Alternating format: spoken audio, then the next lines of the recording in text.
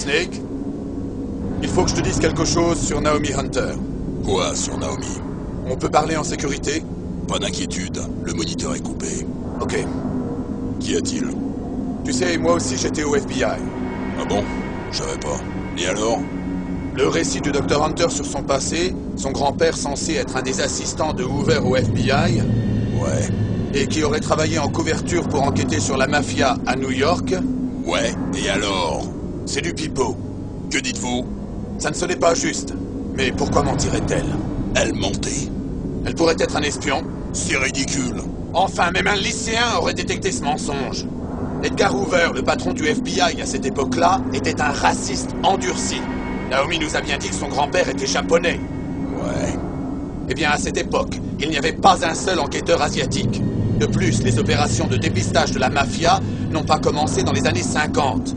Elles ont débuté en 60, à Chicago, pas à New York. Mais...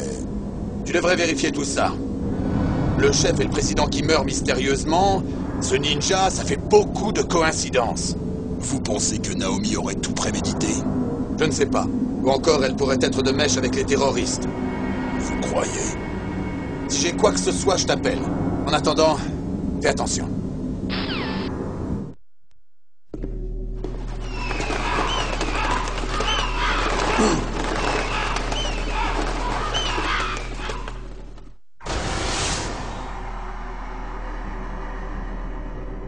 Bienvenue, Kazan. Tu es au bout du chemin.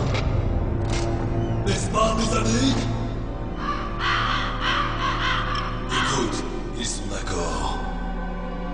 Tu sais, les corbeaux ne sont pas des nécrophages. Ils ne font que rendre à la nature ce qui n'est plus nécessaire. Quelquefois, ils attaquent des renards blessés. C'était toi sur le tank M1. Tu devais y être à l'étroit, un grand gaillard comme toi. Mais ce n'est pas une vraie bataille. Oh.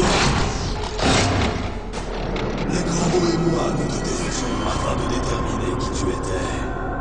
Le jugement a été rendu. Les corbeaux disent que tu es un combattant. Je fous quoi?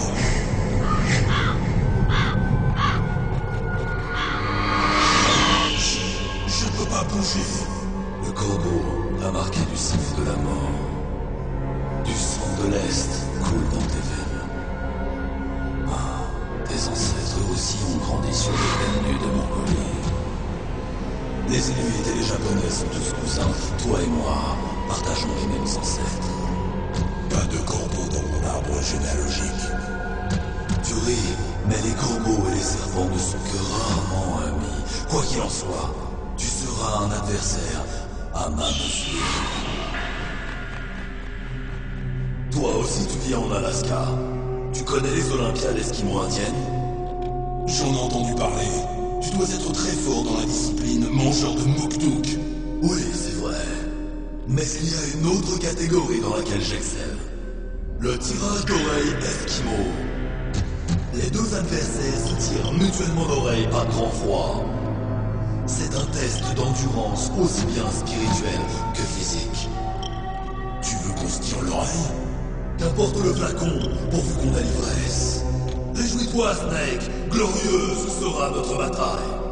Rien de glorieux, ce n'est qu'une tuerie. La violence n'est pas un sport.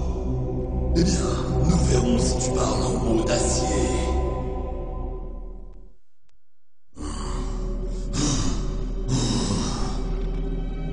Le patron avait raison. C'est une existence tout entière qui n'a plus raison d'être.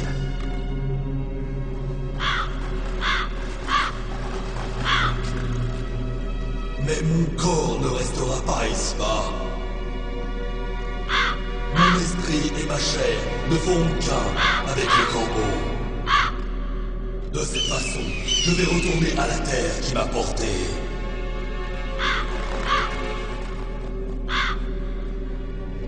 Je te surveillerai de là-haut, Snake.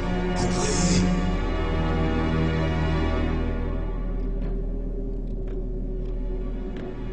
Snake, prends ce passe. Il t'ouvrira cette porte. Pourquoi? La nature n'a pas créé le serpent que tu es. Ni toi, ni le patron. Vous venez d'un autre monde que je ne veux pas connaître. Va l'affronter. Moi, je vous regarderai de là-haut. Je vais te faire une confidence. L'homme qui est mort en ta présence.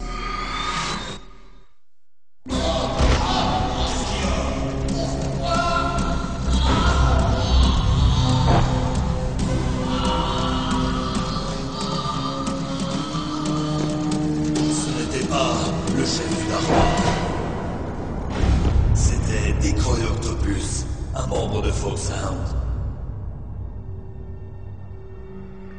Il était maître en camouflage. Il imitait jusqu'au sang de ses sujets. C'est pourquoi il a vidé le chef de son sang et se l'est approprié. Mais il n'a pas pu tromper l'ange de la mort. L'ange de la mort?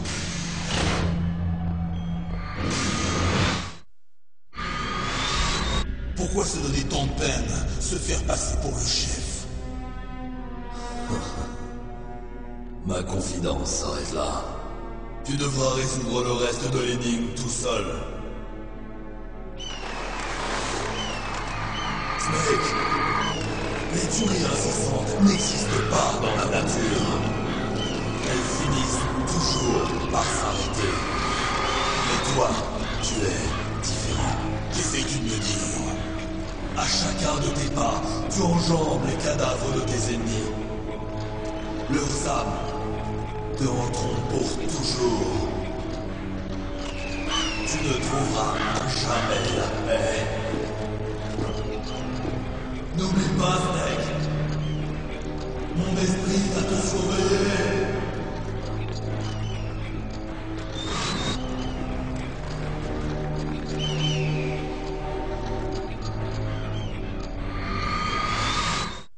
Snake, c'est moi. Maître. C'est à propos de Naomi. Coupe ton moniteur. Alors quoi, Naomi?